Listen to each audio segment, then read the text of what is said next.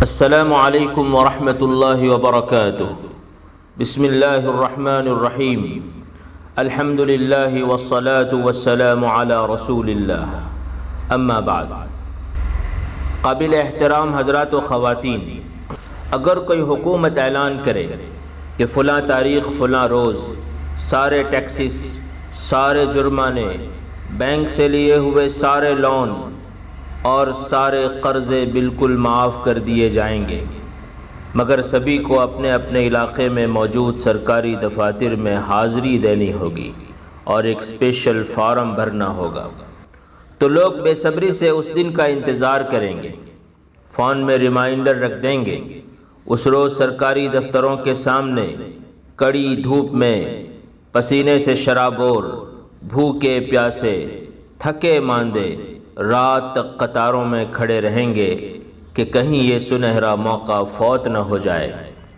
محترم حضرات و خواتین، دنیا کی حکومت کی طرف سے ایسا اعلان آئے، یہ تو ہمارا ایک خواب ہے، ہو سکتا ہے کہ وہ کبھی شرمندہ تعبیر نہ ہو، مگر آسمان کی حکومت کا انداز نرالا ہے۔ وہ ایسے اعلانات اور ایسے سرکولرز موقع بموقع جاری کرتی رہتی ہے۔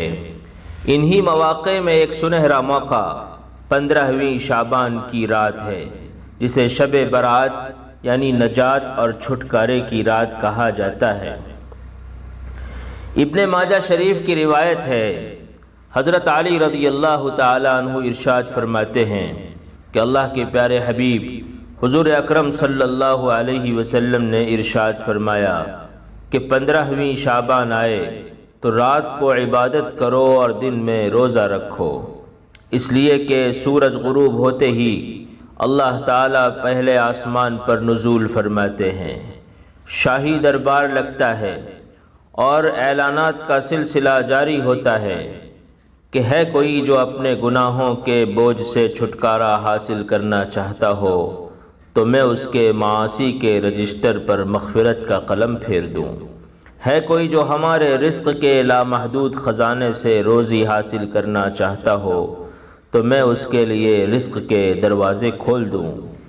ہے کوئی مصیبت کا مارا، پریشانی میں مبتلا یا بیماری کا شکار کہ میں اسے ہر قسم کی عافیت دے دوں، یا اور کوئی بھی ضرورت ہے تو میں اس کی ضرورت کی تکمیل کر دوں، اور فجر تک یہ دربار لگا رہتا ہے۔ محترم ناظرین، یہاں نہ کسی دفتر میں حاضری دینا ہے، نہ کوئی فارم بھرنا ہے، نہ پسینے میں نہا کر قطار میں کھڑا رہنا ہے، نہ طویل انتظار کرنا ہے، نہ ذلیل ہونا ہے، بلکہ سچے دل کے ساتھ بس رب کے دربار میں حاضر ہونا ہے، اپنا دکھڑا سنانا ہے اور اپنے سارے مسائل کا حل اور رحمتوں اور برکتوں کے تحفے لے کر واپس آنا ہے۔